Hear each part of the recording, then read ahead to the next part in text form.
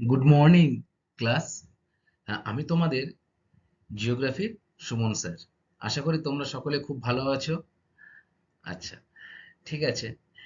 আচ্ছা স্টুডেন্ট, তোমরা কি কখনো রেল লাইনের পাশে ঘুরতে ঘুরতে গেছো, কিংবা কোথাও ঘুরতে গেলে রেল লাইনে করে বা ট্রেনে করে তোমরা গেছো? কখনো কি লক্ষ্য করেছো যে রেল লাইনের মাঝখানে যে বড় বড় পাথর মতো ওগুলো পড়ে থাকে, সেগুলো কি? জানো না তো? আচ্ছা শোনো, আমি বলে দিচ্ছি। সেগুলো কিন্তু এক প্রকার শিলা। ঠিক আছে স্টুডেন্ট, আজকে আমি তোমাদের অধ্যায় 6 থেকে শিলা ও মাটি যে চ্যাপ্টারটা রয়েছে, সেই চ্যাপ্টার থেকে শিলা ও মাটি সম্পর্কে বিস্তারিত আলোচনা করব, এবং তোমাদের পরীক্ষার জন্য কি কি কোশ্চেন খুবই ইম্পর্টেন্ট এবং কোনগুলো পরীক্ষায় আসতে পারে সেইগুলো নিয়েও কিন্তু আমি আলোচনা করব। তাহলে চলো শুরু করি আজকের নতুন ক্লাস, শিলা ও মাটি।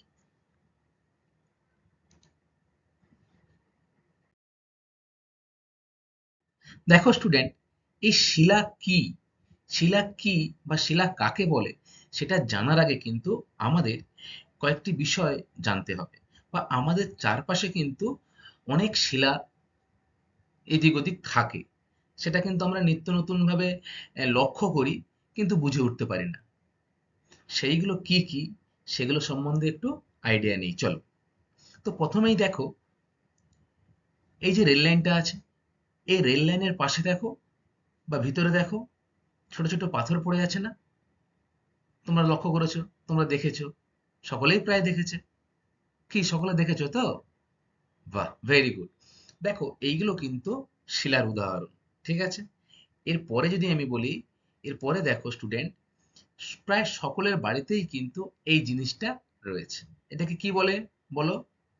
ভেরি গুড, শিলনোড়া তো। এটাও কিন্তু এক প্রকার শিলা। তাহলে আমাদের ঘরেও কিন্তু অনেক শিলা রয়েছে। আচ্ছা, এরপরে দেখো, দেখবে যখন ঘরবাড়ি তৈরি হয়, তার সাথে যে, তার জন্য যে বালির প্রয়োজন হয়, সেই বালির সাথে কিন্তু অনেক নুড়ি কাকড় থাকে। সেই নুড়ি কাকড়ও কিন্তু শিলার উদাহরণ। আচ্ছা, তারপরে দেখো স্টুডেন্ট, এটা নিশ্চয়ই ছবিটা দেখে তোমরা বুঝতে পারছো, এটা একটা কি বলে এটা, পাথর, তাই তো? এই পাথর কিন্তু বাড়ির মেঝে তৈরিতে লাগে, লাগে তো, মার্বেল পাথর বলে এটাকে। এই মার্বেল পাথরও কিন্তু শিলার উদাহরণ। অর্থাৎ শিলাকে যদি আমরা পাতি বাংলা ভাষায় বলি, তাহলে কিন্তু আমরা শিলাকে পাথরও বলে থাকি। তাহলে নিশ্চয়ই বুঝতে পারছো, শিলার উদাহরণ কিন্তু আমাদের চারিদিকে বা আমাদের দৈনন্দিন জীবনে সব ক্ষেত্রেই প্রায় লক্ষণীয়। আজকে প্রথমে আমরা স্টুডেন্ট এই শিলা কাকে বলে, শিলার শ্রেণীবিভাগ এবং এই শিলার কি কি বৈশিষ্ট্য রয়েছে, সেইগুলো সম্পর্কে কিন্তু বিস্তারিত জানবো। আমাদের কিন্তু প্রথমেই জানতে হবে শিলা কাকে বলে, অর্থাৎ শিলার সংজ্ঞা কি। দেখো এই যে পৃথিবী, এই পৃথিবীর যে উপরিভাগের কঠিন আবরণ, তাকে আমরা কি বলবো? শিলা। এক কথায় পৃথিবীর উপরিভাগের কঠিন আবরণকে আমরা বলবো শিলা। তবে স্টুডেন্ট, যদি একটু ভালো করে বলি সংজ্ঞাটা, তাহলে হবে, এই যে প্রকৃতিতে যে বিভিন্ন যে খনিজ পদার্থ রয়েছে, সেই খনিজ পদার্থের সমন্বয়ে গঠিত একটি যৌগিক পদার্থই কিন্তু শিলা। বুঝতে পেরেছো? পৃথিবীতে কিন্তু বিভিন্ন রকম খনিজ পদার্থ রয়েছে, রয়েছে তো। সেই খনিজ পদার্থগুলির সমন্বয়ে যে যৌগিক পদার্থ তৈরি হচ্ছে একটি, তাকে আমরা কি বলবো? শিলা। তাহলে স্টুডেন্ট, তোমাদের মাথায় আসতেই পারে খনিজটা কি, তাই না? নতুন একটা শব্দ, খনিজটা কি। দেখো, শিলা গঠনকারী নির্দিষ্ট রাসায়নিক সংযুক্তি ও পারমাণবিক গঠনযুক্ত মৌলিক বা যৌগিক পদার্থ হলো খনিজ। ঠিক আছে, উদাহরণ কি বলা যেতে পারে? দেখো, হিরে, ফেল্ডস্পার, মাইকা। হিরে কিন্তু কার্বনের একটি রূপ, তোমরা পড়ে এসেছো বিজ্ঞানে, তাই তো? সেই হিরে কিন্তু এই একরকম খনিজ। এছাড়া স্টুডেন্ট, তোমরা যে পেন্সিল ব্যবহার করো, পেন্সিল প্রত্যেকেই ব্যবহার করো, করো তো? তাহলে এই যে পেন্সিলের সিস যেটা দিয়ে তোমরা লিখছো, সেই পেন্সিলের শীষও কিন্তু খনিজের উদাহরণ। কি খনিজ রয়েছে তাতে? গ্রাফাইট। এই পেন্সিলের শীষে কিন্তু গ্রাফাইট ব্যবহার করা হয়। ঠিক আছে? এরকম অসংখ্য উদাহরণ কিন্তু আমাদের আশেপাশে রয়েছে খনিজ। এই যে তার, সবাই প্রত্যেকেই দেখেছো তার, এই তারের মধ্যে তামার তার থাকে, সেটাও কিন্তু খনিজ। তারপরে তোমাদের বাড়িতে, অনেকের বাড়িতেই রয়েছে, দেখবে বিট, বিট নুন বা বিট লবণ, সেটাও কিন্তু এক প্রকার খনিজ। তাহলে আমরা জানলাম শিলা কাকে বলে। কাকে বলে তোমরাই বলো আমাকে। Very good. পৃথিবীর উপরিভাগের কঠিন আবরণকে শিলা বলে। আচ্ছা, এরপরে স্টুডেন্ট আমরা জানবো শিলার শ্রেণীবিভাগ সম্পর্কে। ঠিক আছে? তাহলে তোমরা দেখো, তোমরা যারা পুজোর ছুটিতে আগ্রা গেছো, তারা নিশ্চয়ই জানো আগ্রার সব থেকে জনপ্রিয় দর্শনীয় স্থান কিন্তু তাজমহল। তাই তো? এটা কিন্তু মার্বেল পাথর দিয়ে তৈরি। আবার যারা দিল্লিতে গেছো, লালকেল্লা দেখেছো, তারা কিন্তু দেখেছো লাল বেলে পাথরে তৈরি লালকেল্লা। আবার যারা রাজস্থানে ঘুরতে গেছো, তারা কিন্তু দেখেছো বেলে পাথরের তৈরি সোনার কেল্লা। এছাড়া আমাদের কাছাকাছি কিন্তু আমরা রেল লাইনের মধ্যে অনেক রকম ছোট বড় পাথর পড়ে থাকতে দেখেছি, তাই না? তাহলে তোমরা কিন্তু একটা জিনিস বুঝতেই পারছো, শিলা কিন্তু বিভিন্ন রকমের এবং বিভিন্ন প্রকৃতির হয়ে থাকে। এই শিলা রং, আকার, বৈশিষ্ট্য প্রত্যেকের থেকে প্রত্যেকে কিন্তু আলাদা। তাহলে চলো আজকে শিলার শ্রেণীবিভাগটা আমরা জানি। দেখো স্টুডেন্ট, উৎপত্তি ও বৈশিষ্ট্যের উপর ভিত্তি করে কিন্তু আমরা শিলাকে প্রধান তিনটে ভাগে ভাগ করতে পারি। কি কি ভাগ? আগ্নেয় শিলা, পাললিক শিলা আর রূপান্তরিত শিলা। দেখো স্টুডেন্ট, আগ্নেয় শিলাকে কিন্তু আবার দুটি ভাগে ভাগ করা যায়, নিঃসারী আগ্নেয় শিলা আর উদ্বেদী আগ্নেয় শিলা। স্টুডেন্ট, আমরা এই যে শিলার ভাগগুলো রয়েছে, এই শিলার ভাগগুলো সম্পর্কে বিস্তারিত জানবো। এই শিলা কিভাবে সৃষ্টি হয়েছে, এই শিলার উদাহরণ, এই শিলার ব্যবহার, বৈশিষ্ট্য কি, সেগুলো সম্পর্কে কিন্তু জানবো। প্রথমে আমরা আজকে শুরু করব আগ্নেয় শিলা দিয়ে। প্রথমে আমরা জানবো স্টুডেন্ট আগ্নেয় শিলা সম্পর্কে।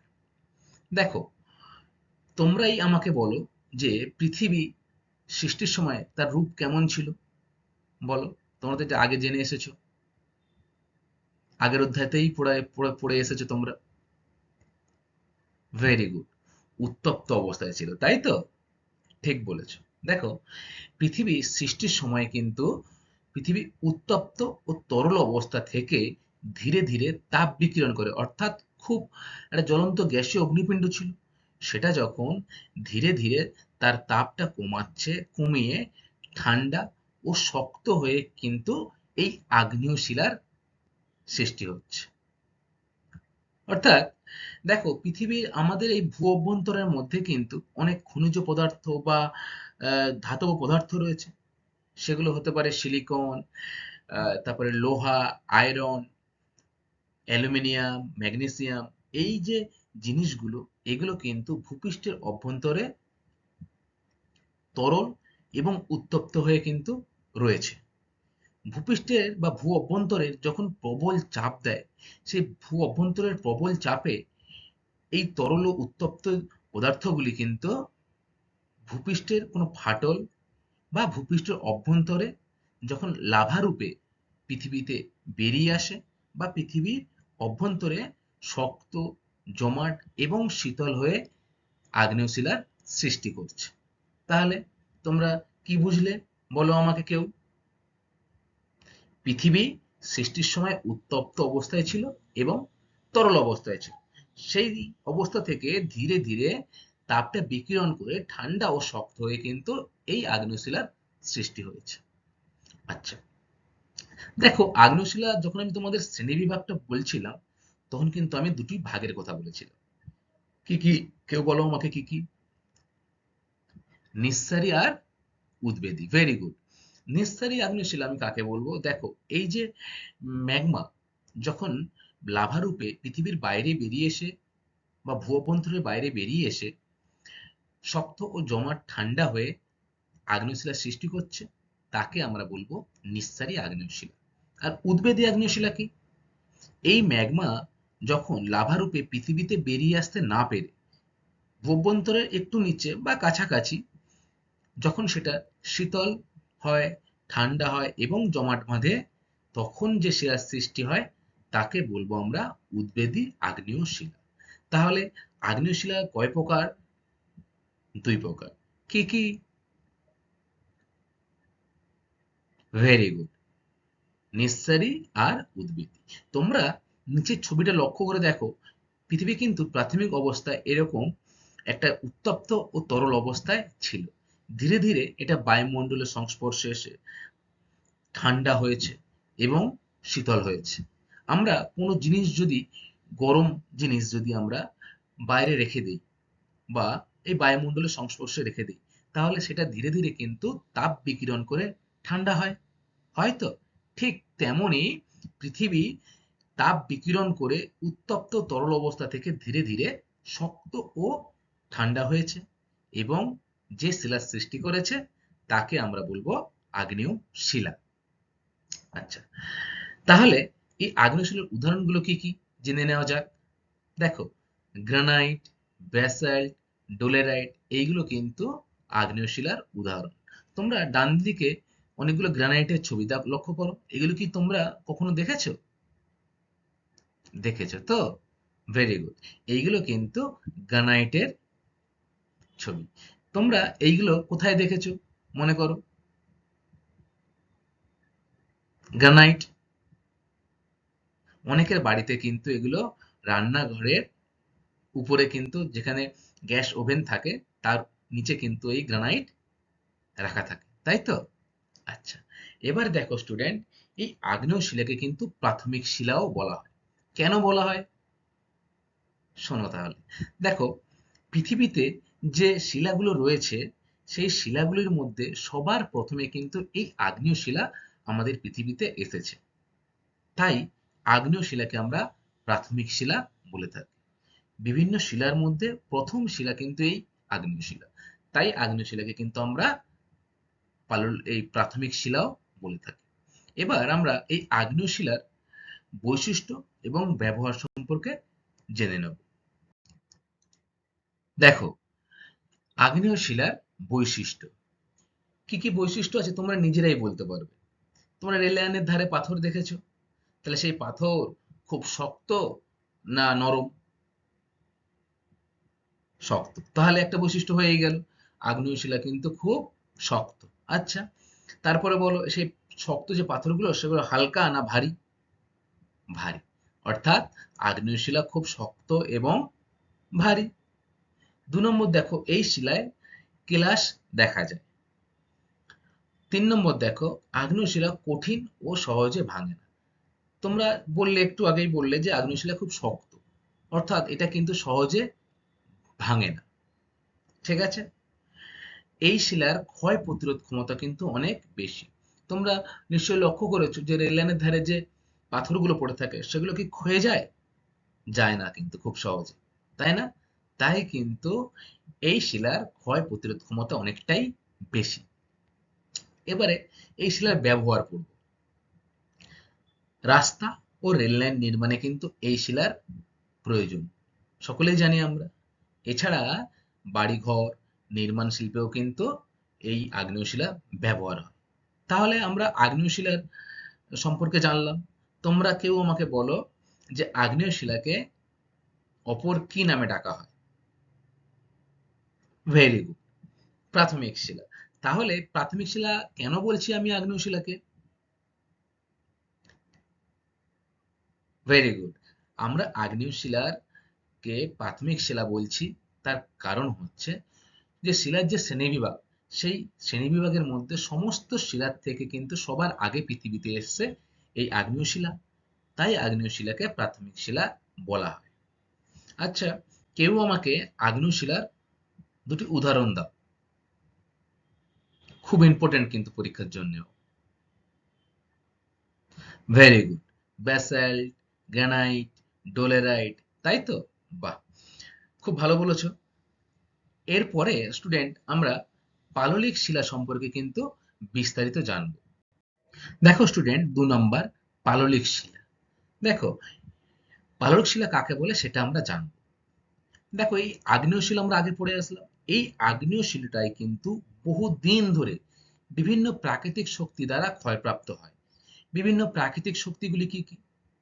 প্রকৃতির দ্বারা যে শক্তিগুলো উৎপন্ন হয় সেগুলো কি কি হতে পারে? কেউ জানো? বলতে পারবে আমাকে? ভেরি গুড, বায়ু।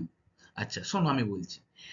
এই যে প্রাকৃতিক শক্তিগুলি অর্থাৎ বায়ু প্রবাহ, হিমবাহ, সমুদ্র তরঙ্গ ইত্যাদি, যে জোয়ার ভাটা ইত্যাদি যে প্রাকৃতিক শক্তিগুলো রয়েছে, সেই শক্তিগুলির দ্বারা এই আগ্নেয় শিলা কিন্তু ক্ষয়প্রাপ্ত হয়ে ছোট ছোট নুড়ি, কাঁকর, বালিতে পরিণত হয় এবং দীর্ঘদিন ধরে নদী দ্বারা বাহিত হয়ে কোনো সমুদ্র বা কোনো হ্রদের তলদেশে কিন্তু এই নুড়ি, কাঁকর, বালিগুলো জমা হচ্ছে।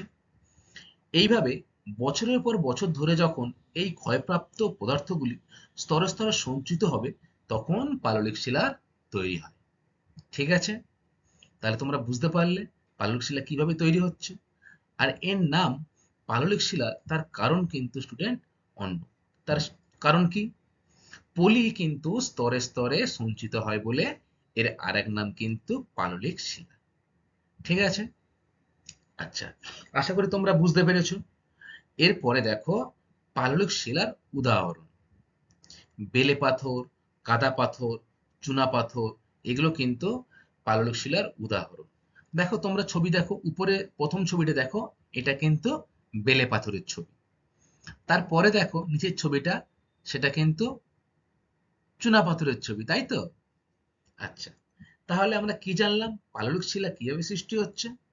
আগ্নেয় শিলা ক্ষয়প্রাপ্ত হয়ে নদী বা সমুদ্রের তলদেশে জমা হচ্ছে এবং বছরের পর বছর ধরে কিন্তু ক্ষয়প্রাপ্ত হয়ে স্তরে স্তরে এই পলিগুলো সঞ্চিত হয়ে পাললিক শিলা সৃষ্টি করছে।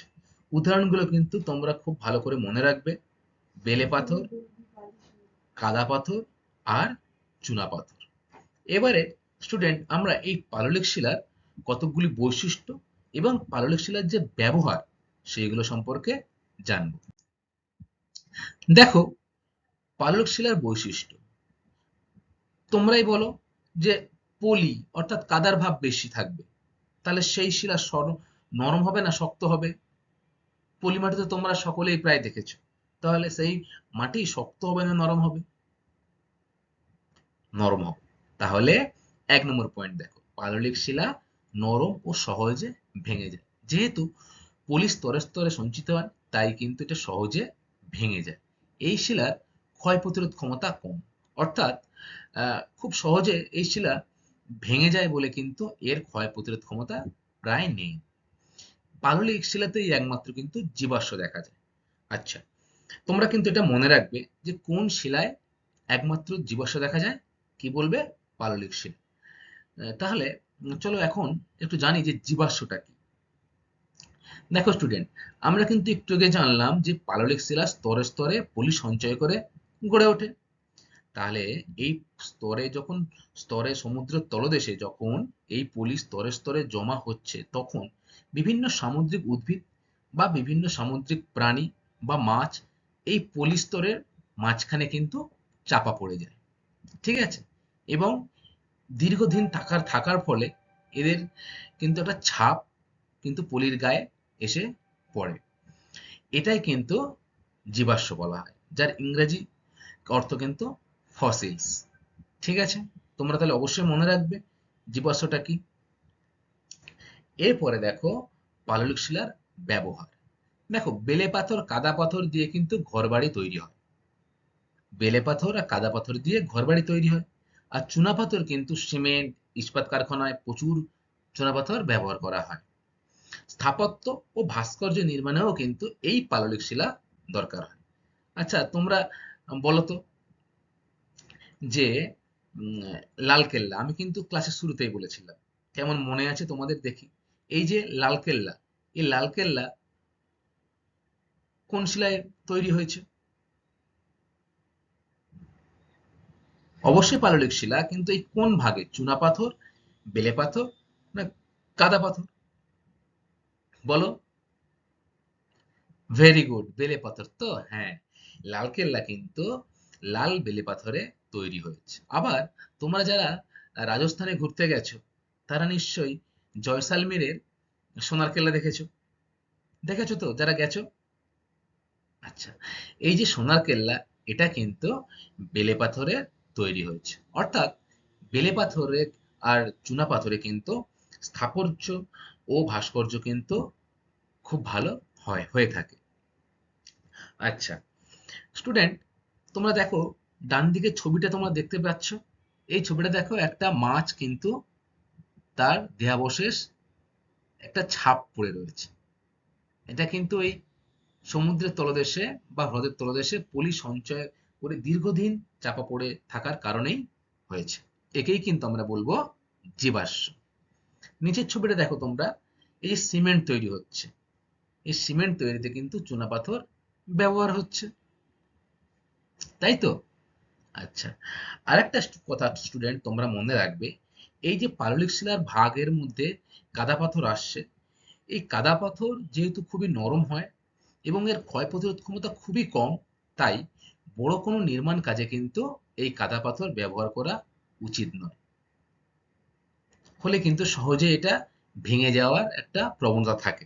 তাই আহ, বেশিরভাগ অর্থাৎ তেমন কোনো কিন্তু স্থাপত্য বা ভাস্কর্য কিন্তু এই কাদা পাথরে গড়ে ওঠেনি বা গড়ে তোলাও উচিত না। ঠিক আছে? আচ্ছা, এরপরে স্টুডেন্ট আমরা 3 নম্বর ভাগটা জানবো, রূপান্তরিত শিলা সম্পর্কে। দেখো স্টুডেন্ট, 3 নম্বর যে শ্রেণী বিভাগটা, সেটা হলো রূপান্তরিত শিলা। আচ্ছা, রূপান্তরিত শিলা কাকে বলে সেটা আমরা জানবো। তার আগে রূপান্তরিত কথাটির মধ্যে তোমরা কি বুঝতে পারছো? রূপান্তরিত অর্থাৎ চেঞ্জ হয়ে যাওয়া, তাই না? ছিল একরকম, হয়ে গেল আরেক রকম, সেটাকে আমরা কি বলি? রূপান্তরিত বলে থাকি, তাই তো? তাহলে এই যে আগ্নেয় শিলা আর যে পাললিক শিলা, এই দুটো শিলা আমরা আগে পড়লাম। এই আগ্নেয় শিলা আর পাললিক শিলা কিন্তু ভূগর্ভের তাপে এবং ভূপৃষ্ঠের প্রবল চাপে অনেক সময় তার রূপ বদলে গিয়ে রূপান্তরিত শিলা সৃষ্টি হয়। তোমরা ডান দিকে দেখো ছবিটা, ঠিক বুঝতে পারবে। এই যে একটা আগ্নেয় শিলা, এটা গ্রানাইট, হয়ে গেল কিন্তু নিস। এটা কেন হলো?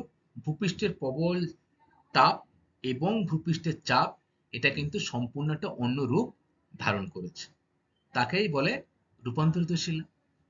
তারপরে দেখো ব্যাসাল্ট, এই ব্যাসাল্ট থেকে কিন্তু অ্যাম্বিবোলাইট, এই ধরনের কিন্তু রূপান্তরিত রূপ সৃষ্টি হয়েছে।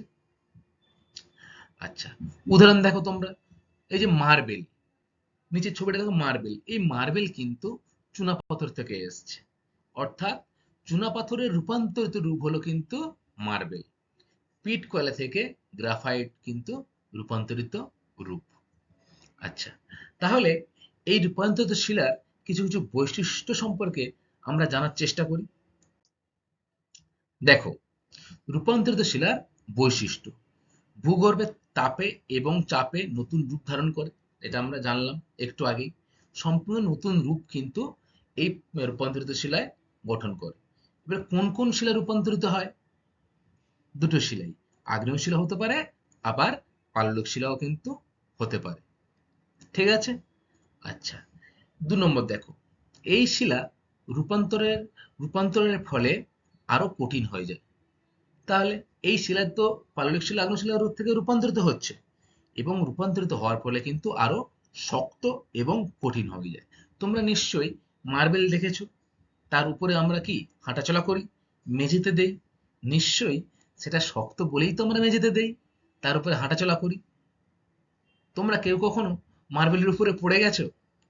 দেখবে হাতে পায়ে খুব লাগে, তাই না? অর্থাৎ এটা রূপান্তরিত হয়ে আসার কারণে কিন্তু খুব শক্ত হয়। ঠিক আছে?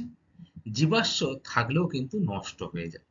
দেখো, পাললিক শিলা যেহেতু রূপান্তরিত রূপই হচ্ছে রূপান্তরিত শিলা হয়ে আসছে, তাহলে যদি পাললিক শিলা কোনো জীবাশ্ম থাকে, সেটা যদি রূপান্তরিত হয়ে রূপান্তরিত শিলায় আসে, তাহলে কিন্তু যে জীবাশ্মটা রয়েছে বা ফসিলসটা রয়েছে সেটা কিন্তু নষ্ট হয়ে যায়। ঠিক আছে? তাহলে তোমরা রূপান্তরিত শিলা সম্পর্কে জানলে। উদাহরণ কি বলো কেউ একজন আমাকে? মার্বেল। Very good.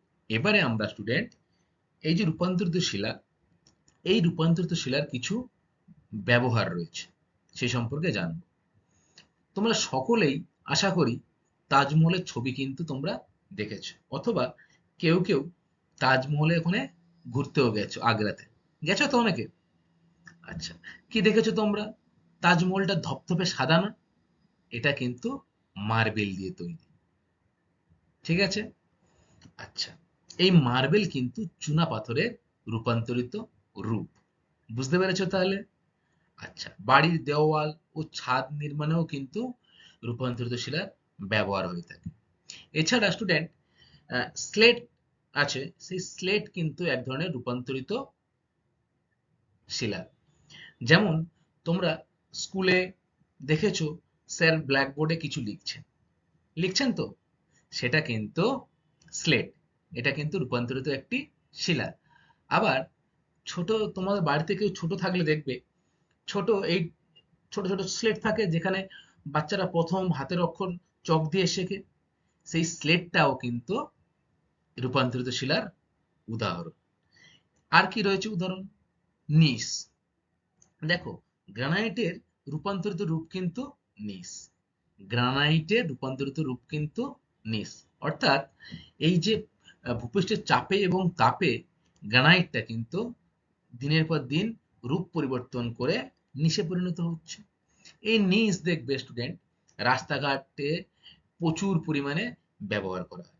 অর্থাৎ রাস্তাঘাট তৈরিতে এই নিস প্রচুর পরিমাণে ব্যবহার করা হয়। আচ্ছা, তাহলে স্টুডেন্ট আমরা কিন্তু এই শিলার শ্রেণীবিভাগটা কমপ্লিট করলাম। তাহলে তোমরাই বলো আমাকে, শিলাকে কয় ভাগে ভাগ করা যায় ও কি কি? খুব ইম্পর্টেন্ট একটা প্রশ্ন। শিলাকে 3 ভাগে ভাগ করা যায়। Very good. কি কি? আগ্নেয় শিলা, পাললিক শিলা, রূপান্তরিত শিলা। বাহ! তুমি বলো আমাকে একটি পাললিক শিলার উদাহরণ। চুনাপাথর। Very good. তুমি তাহলে ক্লাসটা মন দিয়ে শুনছো। বাহ! আচ্ছা, এরপরে স্টুডেন্ট আমরা কিন্তু মাটি কিভাবে তৈরি হয়েছে, মাটির শ্রেণীবিভাগ বা মাটিকে কয় প্রকার ভাগ করা যায়, সেই জিনিসগুলো কিন্তু আমরা জানব। বা এই যে মাটি তৈরি হতে কি কি লাগে, কি কি জিনিসগুলো লাগে, সেইগুলো সম্পর্কে কিন্তু আমরা বিস্তারিত জানব। দেখো স্টুডেন্ট, শিলা থেকে কিন্তু মাটি তৈরি হয়। এই মাটি কিভাবে তৈরি হয় সেটা কিন্তু আমরা একটু জানবো এখন। দেখো, নানা প্রাকৃতিক শক্তি, যেগুলি কি কি একটু আগে আমি বলেছিলাম, বলো কেউ আমাকে প্রাকৃতিক শক্তিগুলি কি কি? Very good. বায়ু প্রবাহ, বৃষ্টিপাত, হিমবাহ, সমুদ্র তরঙ্গ। আচ্ছা, এইগুলোর ফলে কিন্তু শিলা ক্ষয়প্রাপ্ত হয়। কখনো কখনো এই শিলাগুলি ক্ষয়প্রাপ্ত হয়ে সেখানেই পড়ে থাকে, আবার দূরেও চলে যায়। কিভাবে দূরে যায়? বৃষ্টির জলের সাথে যায়, নদীর স্রোতের সাথে বয়ে যায়, বাতাসের সঙ্গে পাথরগুলো ভাঙতে ভাঙতে এক জায়গা থেকে কিন্তু অন্য জায়গায় চলে যায়। তাই তো? এইভাবে যখন শিলাখণ্ড ভেঙে গিয়ে সূক্ষ্ম সূক্ষ্ম শিলা চূর্ণে পরিণত হবে, তখন তাকে আমরা কি বলবো? রেগোলিথ। তাহলে রেগোলিথ কাকে বলবো? শিলাখণ্ড যখন ভেঙে গিয়ে চূর্ণ বিচূর্ণ হবে, তখন তাকে আমরা বলবো রেগোলিথ। দেখো, এই মাটি যে সৃষ্টি হয় তার প্রাথমিক পর্যায়টা কিন্তু রেগোলিথ। এরপরে এই রেগোলিথ থেকে অবশেষে নানা প্রক্রিয়ার মাধ্যমে কিন্তু মাটি তৈরি হয়। কি কি প্রক্রিয়ার মাধ্যমে হয়? দেখো, এই রেগোলিথের পর মাটির সাথে জল, বাতাস, বিভিন্ন খনিজ জৈব, এছাড়া গাছপালার পচা পাতা বা জীবজন্তু বা মানুষের দেহাবশেষের অংশ মিশে কিন্তু বহু বছর ধরে কিন্তু এই মাটিটা সৃষ্টি হয়। মাটি কিন্তু হঠাৎ করে বা কিছুদিনের মধ্যে কিন্তু সৃষ্টি হয় না। মাটি তৈরি কিন্তু বছরের পর বছর, হাজার হাজার বছর কিন্তু লেগে যায়। তাহলে জানলাম কি আমরা? যে শিলা কিভাবে মাটি তৈরি করে। শিলা প্রথমে চূর্ণ বিচূর্ণ হয়ে রেগলিত হয়। সেই রেগলিতটা কিন্তু জল, বাতাস, বিভিন্ন গাছপালার পচা অংশ এছাড়া প্রাণীজ পচা অংশের সাথে মিশে হাজার হাজার বছর ধরে কিন্তু রেগলিত বা মাটি তৈরি হয়। ঠিক আছে? এখন দেখো স্টুডেন্ট, এই যে রেগলিত থেকে ধীরে ধীরে বহু বছর ধরে বিভিন্ন প্রক্রিয়ায় মাটি তৈরি তো হলো। মাটি তৈরি হওয়ার পরে এই মাটিতে কি কি থাকে সেটাও কিন্তু আমাদের জানা প্রয়োজন। এই ডায়াগ্রামটা তোমরা লক্ষ্য করো, তাহলে বুঝতে পারবে মাটিতে কি কি জিনিস রয়েছে এবং কতটা পরিমাণেও রয়েছে। দেখো, এই ডায়াগ্রামটাকে যদি আমরা 100% ধরি, তার মধ্যে বাতাস থাকে কিন্তু 25%, জল থাকে 25%, অর্থাৎ 50% কিন্তু চলে গেল জল আর বাতাস। মাটির মধ্যে জল আর বাতাস কিন্তু 50% চলে গেল। এর বাকি যে 50% রয়েছে, সেই বাকি 50%-র মধ্যে খনিজ পদার্থ কিন্তু একাই 45% বহন করে। তাহলে আর বাদবাকি যে 5%, সেই 5% কিন্তু বিভিন্ন মাটিতে অণুজীব, উদ্ভিদের পাতা, শিকড়, এছাড়া উদ্ভিদ ও প্রাণীদের কিন্তু যে মরে যাওয়া বা পচে যাওয়া দেহ অংশ, সেগুলো কিন্তু এই 5%-এর মধ্যে রয়েছে। তাহলে তোমরা জানলে মাটির মধ্যে কি কি থাকে। জল 25%, বাতাস 25%, 45% খনিজ থাকে এবং বাকি যে 5%, সেই 5% উদ্ভিদ ও প্রাণীর মরে যাওয়া পচে যাওয়া দেহ, পাতা, গাছের শিকড়, তারপরে বিভিন্ন অণুজীব যে রয়েছে সেগুলো কিন্তু রয়েছে। আচ্ছা, এরপরে স্টুডেন্ট আমরা মাটি যে সৃষ্টি হয়, এই মাটির সৃষ্টি হতে কোন কোন বিষয়গুলো তাকে নিয়ন্ত্রণ করে বা কোন কোন বিষয়গুলো মাটির সৃষ্টিতে প্রয়োজন, সেই জিনিসগুলো কিন্তু আমরা যথেষ্ট জানবো এবং বোঝার চেষ্টা করব। দেখো স্টুডেন্ট, মাটির সৃষ্টির নিয়ন্ত্রক সমূহ, আচ্ছা, অর্থাৎ মাটির তৈরিতে কি কি জিনিস আমাকে নিয়ন্ত্রণ করছে বা মাটি তৈরিতে কি কি জিনিস প্রয়োজন হচ্ছে। দেখো, আমরা কিন্তু প্রথমেই জানলাম এই শিলা থেকে কিন্তু ধীরে ধীরে রেগলিত, সেখান থেকে মাটি তৈরি হয়। অর্থাৎ ভবিষ্যতে কিন্তু মাটিটা ঠিক কেমন হবে তার যে প্রাথমিক ভাগটা কিন্তু নির্ভর করে এই শিলার উপরে। ঠিক আছে? শিলাই নির্ধারণ করে এই ভবিষ্যতে মাটিটা কেমন হবে। তাছাড়া জলবায়ু, বিভিন্ন উদ্ভিদও কিন্তু মাটি তৈরিতে সাহায্য করে বা মাটি তৈরিতে প্রভাবিত করে থাকে। আচ্ছা, এই তো গেল শিলা সম্পর্কে। দেখো, 2 নম্বর, জলবায়ু। দেখো, জলবায়ু মাটি তৈরিতে কিন্তু বিরাট বড় ভূমিকা অংশ নেয়। জলবায়ু কিন্তু মাটি তৈরিতে বিরাট ভূমিকা নেয়। কিভাবে? দেখো, যেখানে উষ্ণতা বেশি এবং বৃষ্টিপাত একটু বেশি, সেখানে কিন্তু মাটি খুব তাড়াতাড়ি তৈরি হয়। আবার যেখানে শুষ্ক এবং শীত খুব বেশি, শীতল অঞ্চল, সেখানে কিন্তু মাটি তৈরি হতে অনেক সময় লাগে বা হয়ও না।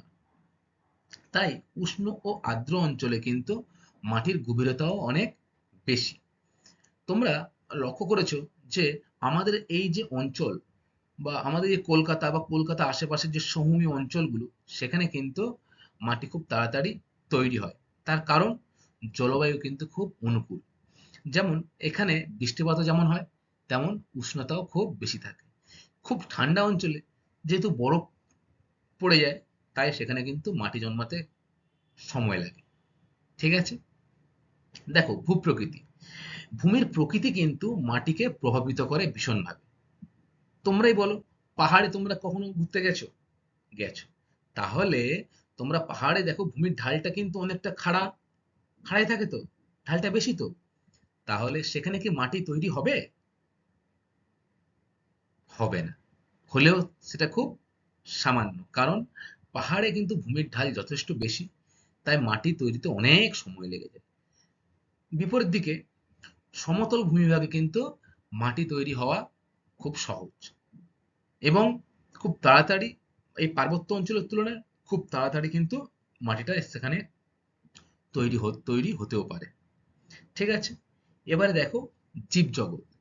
আচ্ছা, জীবিত বা মৃত উদ্ভিদ কিন্তু বা প্রাণীর অংশ কিন্তু তেমন ভাবে মাটির খুবই কম খুঁড়তে পারে, তাই না? কিন্তু সাপ, ব্যাঙ, তারপরে কেঁচো, ইঁদুর এগুলো কিন্তু, ছুঁচো এগুলো কিন্তু মাটিতে গর্ত সৃষ্টি করে। করে তো? নিশ্চয়ই তোমরা লক্ষ্য করেছো। সাপ গর্তে থাকে, তাহলে এটা কিন্তু গর্ত তৈরি করছে। ফলে এই যে জল, বৃষ্টির মাধ্যমে জল বা বাতাস খুব সহজেই কিন্তু মাটির মধ্যে প্রবেশ করছে। ঠিক আছে? মৃত উদ্ভিদ ও প্রাণী মাটিতে কিন্তু পুষ্টি যোগায়। মৃত উদ্ভিদ এবং প্রাণীর যে মৃত দেহাবশেষ সেটা কিন্তু মাটিতে আবার পুষ্টি যোগায়। কিন্তু এই যে সাপ, তারপরে ছুঁচো, ইঁদুর এগুলো মাটিতে ফুটো করার মাধ্যমে বা গর্ত করার মাধ্যমে কিন্তু মাটির তলায় বাতাস এবং কি জল খুব সহজেই প্রবেশ করতে পারে। ফলে খুব তাড়াতাড়ি কিন্তু মাটি তৈরি হয়। দেখো ৫ নম্বর পয়েন্ট, সময়।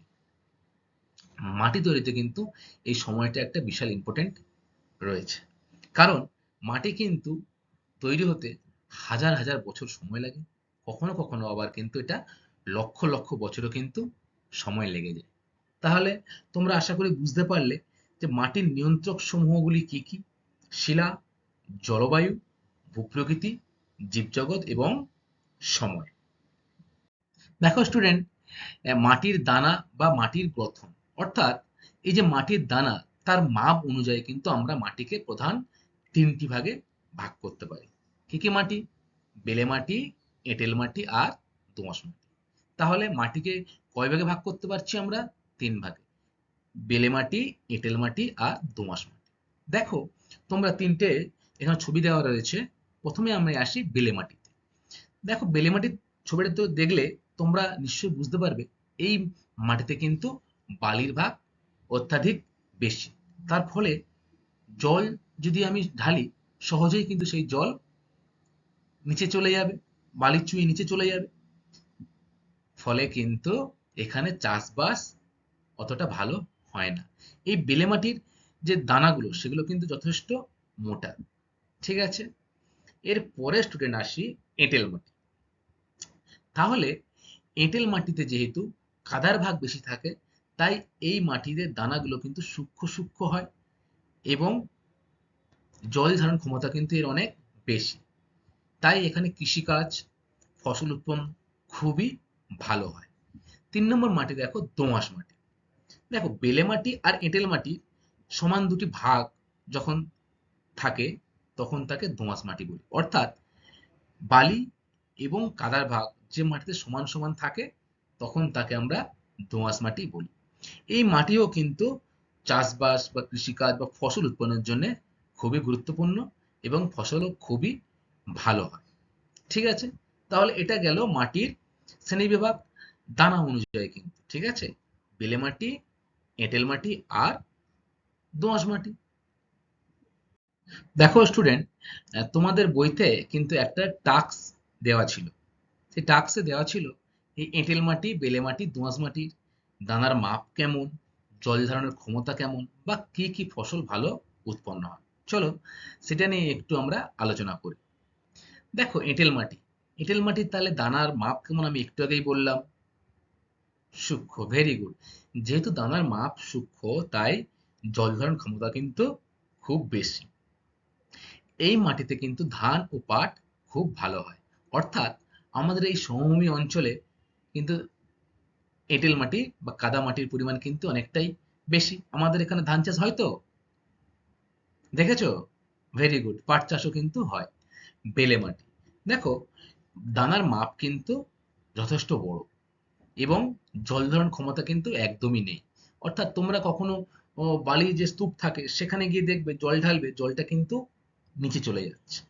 অর্থাৎ জল ধারণ ক্ষমতা নেই। ফলে ফসল ভালো উৎপন্ন হয় না। তবে তরমুজ, শসা এগুলো কিন্তু উৎপন্ন হয়। দোআঁশ মাটি দেখো মাঝারি, এই দানার মাপ কিন্তু মাঝারি, খুব সূক্ষ্ম না আবার খুব বড়ও নয়। জল ধারণ ক্ষমতাও এর মাঝারি, খুব বেশি জল ধরে রাখতে পারে না আবার একদমও না, কিন্তু তাও নয়। এই মাটিতে কিন্তু ধানও হয়, গম হয়, পাট হয়, ভালো শাকসবজিও কিন্তু এই মাটিতে হয়। তাহলে স্টুডেন্ট, তুমি কিন্তু তোমার বাড়ির পাশে মাটির দানা বা মাটির জল ধারণ ক্ষমতা যদি একটু পরীক্ষা করে দেখো, তাহলে কিন্তু তুমি বুঝতে পারবে তোমার এলাকাটা বা তোমার আশেপাশের যে অঞ্চলটা, সেই অঞ্চলটা কি ধরনের মাটি দিয়ে তৈরি। যদি খুব সূক্ষ্ম থেকে থাকে, জল যদি অনেকক্ষণ থাকে, তাহলে সেটা এঁটেল মাটি। যদি জল একদম না দাঁড়ায়, বালি বালি থাকে, মাটির উপরে যদি বালি বালি থাকে ভাব, তাহলে সেটা বেলে মাটি। আর দোআঁশ মাটি হচ্ছে কিছুক্ষণ জল থাকবে, তারপরে জল আস্তে আস্তে নিচের দিকে চলে যাবে। তাহলে কিন্তু তোমরা তোমাদের বাড়ির আশেপাশের অঞ্চলে বা বাড়ির কাছেই মাটি পরীক্ষা করে কিন্তু তোমরা দেখতে পারো তোমাদের বাড়িটা, তোমার বাড়ি বা তোমার বাড়ির আশেপাশের অঞ্চল মাটির ধরন কেমন। ঠিক আছে স্টুডেন্ট? আচ্ছা স্টুডেন্ট, তাহলে সামগ্রিকভাবে কিন্তু শিলা ও মাটি এই চ্যাপ্টারটা কিন্তু আমরা জানলাম এবং বুঝলাম। তোমাদের কারোর অসুবিধা হলে আমাকে জানিও, আমি অবশ্যই আবার বোঝানোর চেষ্টা করব। এবার তোমাদের পরীক্ষার জন্য কিছু গুরুত্বপূর্ণ প্রশ্ন আমি তৈরি করেছি, সেই প্রশ্নগুলো কিন্তু নিয়ে আমরা একটু আলোচনা করব। খুব মন দিয়ে তোমরা শুনবে। দেখো স্টুডেন্ট, কিছু গুরুত্বপূর্ণ প্রশ্ন, তোমরা এগুলো খাতায় কিন্তু নোট ডাউনও করতে পারো। ঠিক আছে? আর এগুলোর উত্তর তোমরা বলার চেষ্টা করো, না পারলে আমি আবার তোমাদের বলে দেবো। দেখো প্রথম প্রশ্নটা, প্রাথমিক শিলা বলা হয় কোন শিলাকে? সবাই জানো তোমরা, নিশ্চয়ই ক্লাসটা শুনেছো, মন দিয়ে বলো। ভেরি গুড, আগ্নেয় শিলাকে প্রাথমিক শিলা বলা হয়। বাহ। 2 নম্বর দেখো, কোন শিলা সিমেন্ট শিল্পে কাজে লাগে? বলো। পাললিক শিলা তো। পাললিক শিলার যে ভাগগুলো রয়েছে, কোন ভাগটা লাগে? চুনাপাথর, বেলে পাথর না কাদা পাথর? চুনাপাথর। ভেরি গুড, চুনাপাথর তাহলে সিমেন্ট শিল্পে কাজে লাগে। 3 নম্বর, কোন শিলার জীবাশ্ম দেখা যায়? জীবাশ্ম দেখা যায় কোন শিলায়? পাললিক শিলায়। Very good. 4 নম্বর দেখো, তাজমহল তৈরি হয়েছে কোন শিলা দিয়ে? রূপান্তরিত শিলা। কোন রূপান্তরিত শিলা? মার্বেল। Very good. শিলার উৎপত্তি ও বৈশিষ্ট্য অনুসারে শিলাকে কয় ভাগে ভাগ করা যায় ও কি কি? দেখো, শিলার উৎপত্তি ও বৈশিষ্ট্য অনুসারে শিলাকে 3 ভাগে ভাগ করা যায়। কি কি বলো? আগ্নেয় শিলা, পাললিক শিলা আর রূপান্তরিত শিলা। বাহ। এখন তোমরা বলো 6 নম্বর প্রশ্নটা, কোন শিলা কঠিন ও সহজে ভাঙে না? ভেরি গুড, আগ্নেয় শিলা। আচ্ছা 7 নম্বর দেখো, একটি আগ্নেয় শিলার উদাহরণ দাও। ব্যাসল্ট, গ্রানাইট, তাই তো? বাহ। কোন মাটিতে ধান চাষ খুব ভালো হয়? দেখো স্টুডেন্ট, যে মাটিতে কিন্তু অনেকক্ষণ জল থাকে বা যে মাটিতে কাদার ভাগ বেশি, সেই মাটিতে ধান চাষ করে। কোন মাটিতে বলো? এঁটেল মাটিতে তো। Very good. এছাড়া কিন্তু দোআঁশ মাটিতেও কিন্তু ধান চাষ, পাট চাষ কিন্তু হয়ে থাকে। তবে যদি তোমাদের পরীক্ষায় পার্টিকুলার এরকম কোশ্চেন আসে যে কোন মাটিতে ধান চাষ খুব ভালো হয়, তোমরা কিন্তু লিখবে এঁটেল মাটি। আচ্ছা, 9 নম্বর প্রশ্নটা দেখো স্টুডেন্ট, কোন মাটিতে জল দিলে তাড়াতাড়ি টেনে নেয়? অর্থাৎ কোন মাটির জল ধারণ ক্ষমতা একদমই নেই? বলো। ভেরি গুড, বালি, বেলে মাটি, তাই তো? বালির ভাগ বেশি থাকে, তাই জল দিলে কিন্তু জলটা সঙ্গে সঙ্গে মাটির নিচে চলে যায়, সকলেই আমরা দেখেছি। আচ্ছা, আশা করি স্টুডেন্ট তোমাদের ক্লাসটা ভালো লেগেছে। তোমরা এই কোশ্চেনগুলোর উত্তরগুলো নিজেদের মধ্যে তৈরি করে নাও, পরীক্ষার জন্য কিন্তু খুব ইম্পর্টেন্ট। আজকের তাহলে এই পর্যন্তই ক্লাস। সকলকে, সকল স্টুডেন্টকে অসংখ্য ধন্যবাদ ক্লাসটা মনোযোগ দিয়ে শোনার জন্য। আবার তোমাদের সাথে আমার অন্য কোনো একটা ক্লাসে দেখা হবে। সকলে তোমরা খুব ভালো থেকো। ধন্যবাদ।